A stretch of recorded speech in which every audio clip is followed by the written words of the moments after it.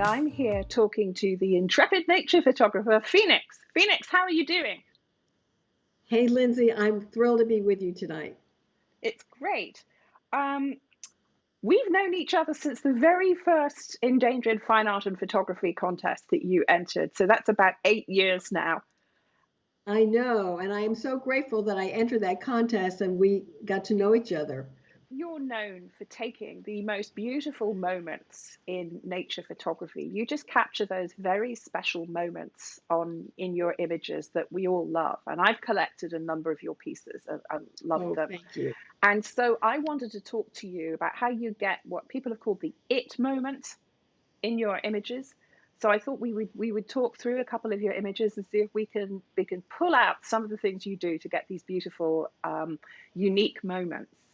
So let's talk about one of my favorite pieces, which is Moon over the Marsh. Um, I've heard you described as being a soul photographer. What does that mean to you? Well, I think Moon Over the Marsh is a perfect example to share about the combination of being intrepid and a soul photographer. It's a transcendent experience to be one with the universe. And at that moment, I'm totally in the present. And I think that's what that takes, to be totally present and feeling, thinking, feeling everything around me simultaneously. And that John Muir, who's often called the father of national parks, he called it his temple, the being in nature. And for me, I feel exactly the same way. And to give you an example of how that works for me, for the Moon Over the Marsh picture, I really wasn't planning to go out and take that shot that day. It was about 3 in the afternoon, and I had this intuitive hit, if you will, that said, go out and take the sunset. And so I went up there and I went to photograph the sunset, and I went and scoped out spots for the sunset, and nothing was really materializing that particular night. It just seemed not the best sunset night. And that's hard to say because nearly every time we're given an incredible painting. But that night it didn't seem to work out right. And then I turned around and looked up. That's a number one tip for photographers. Change your point of view. I turned around, looked up, and there was this incredible pinkish orange, huge moon right behind me when I turned around. At that moment, I found the right location. Intuitively, I knew exactly where to go. I set up my gear on a tripod on a narrow berm, maybe about 8 feet wide, between two lakes, and I took the shot. My determiner to leave was when the sound of the grunts from the alligators on either side of me were feeling louder and closer.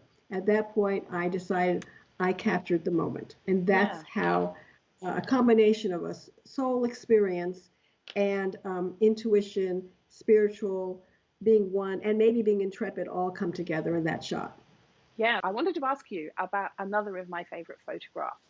And that's Louis, one of the big male orangutans at the Center for Great Apes.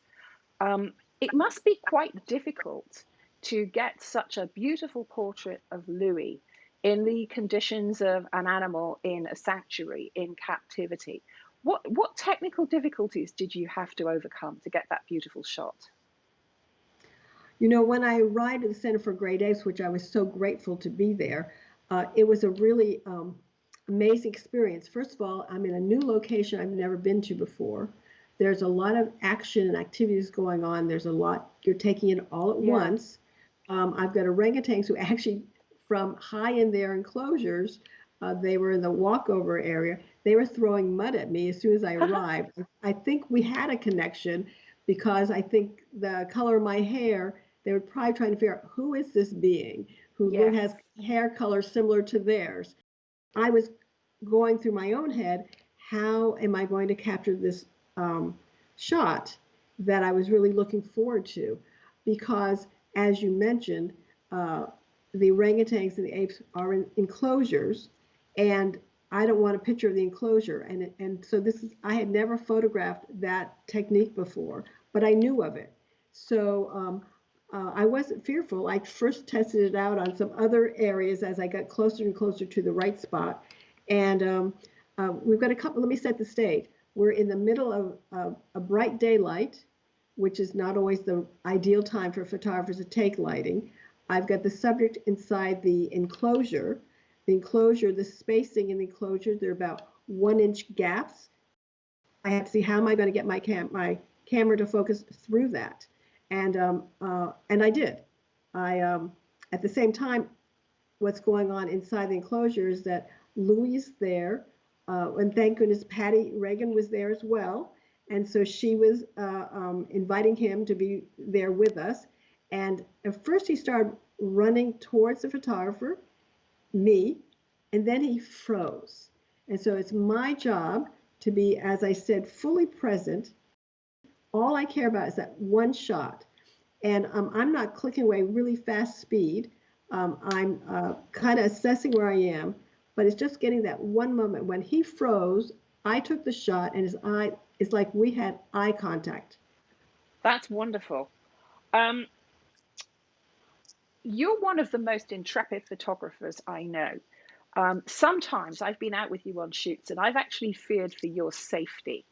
Um, one of the stories that you've told me that I really love is First Light. How did you get the image of that alligator in First Light? Tell me the story. Well, I really did not intend to, when I was planning to take that shot, the night before as I'm setting up my gear, and I also usually pre-set up my camera for what the conditions I expect to be photographing in. So my intention was to photograph a landscape. I was not planning to photograph an alligator in the lake in the landscape. I expected that I was going to have the sun, a ball of sun coming up between two islands with the pine trees, reflecting across the lake. And to get the sunrise, as I do for whether it's a sunrise shot or a sunset shot, I generally arrive no less than 1 hour before to feel comfortable in the space, set up my gear, and be ready. And so that's what I did early that morning. It's pitch black. There's no one else there. I parked my car, and I walked over this like 2-foot wooden fence, I suppose. And then I'm into the side where the lake is, and I'm walking on the sandy, grassy area. My intention was to be close to the lake. And as I was walking to the lake, I have my gear in one hand and I have a flashlight in the other because it is pitch black. From my flashlight flashed back at me. And intuitively, I just instantly knew I was walking right into this alligator, which I physically could not see other than the reflection from the eye. So at that point, I admit I did not get scared. I just kind of paused and said, maybe it's a good idea to step back a few feet. It never occurred to me what else could have been around me. I just went back a few feet and I waited. So I'm there with my tripod waiting for the light to come up. And then as the light came up, I saw that the alligator slid off. He was halfway on the bank of the sandy area of the beachhead, let's call it, and then half in the water. So apparently he was resting overnight.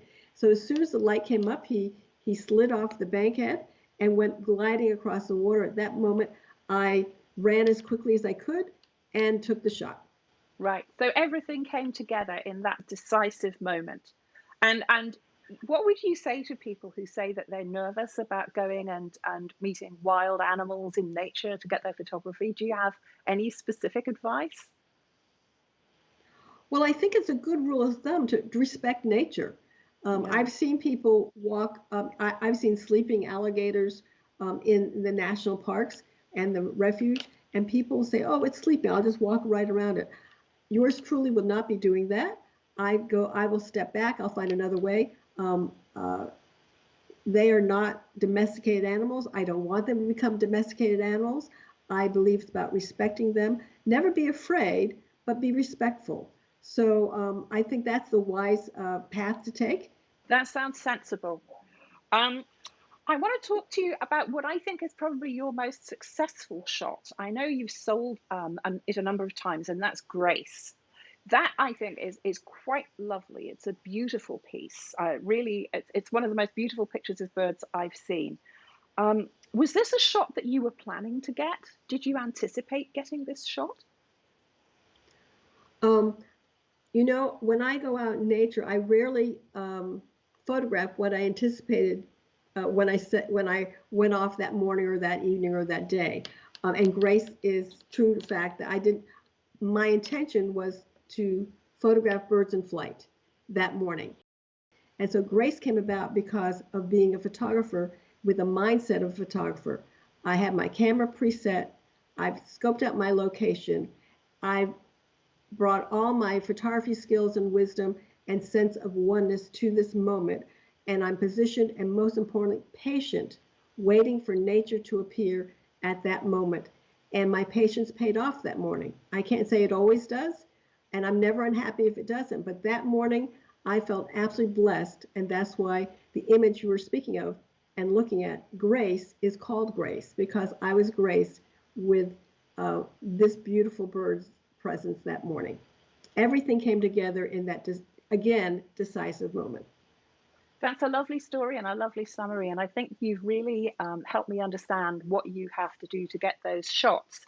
I just want to say before we go, please keep safe. We want you to carry on getting these great shots. So I really want, you're my most intrepid friend, but please keep safe as you go and take those shots.